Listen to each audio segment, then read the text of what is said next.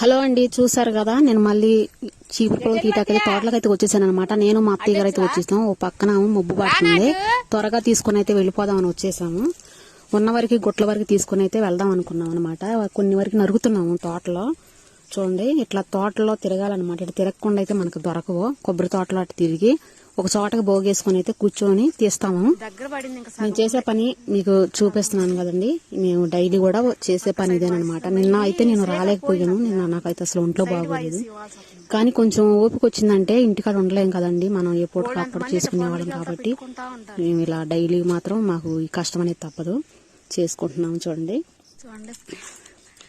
ఇప్పుడైతే గుట్లన్నీ ఓ సాటకి చేర్చానండి. నాకు అందుకే సాల్ అనేది అంటే ఆయాసం లాగా వచ్చేసింది అనమాట. చాలా దూరం నుంచి అయితే లాక్కొచ్చేసాను.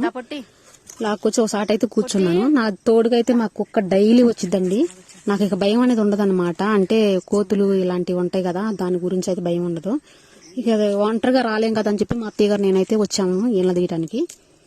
చూడండి, ఇప్పుడైతే మబ్బు పట్టి ఉంది, త్వరగా తీసుకుని అయితే ఇంటికి వెళ్ళిపోదాం అనేసి ఇక నేనైతే కూర్చున్నాను ఈళ్ళ తీయటానికి. ఇదండి మేము రోజు చేసే పని.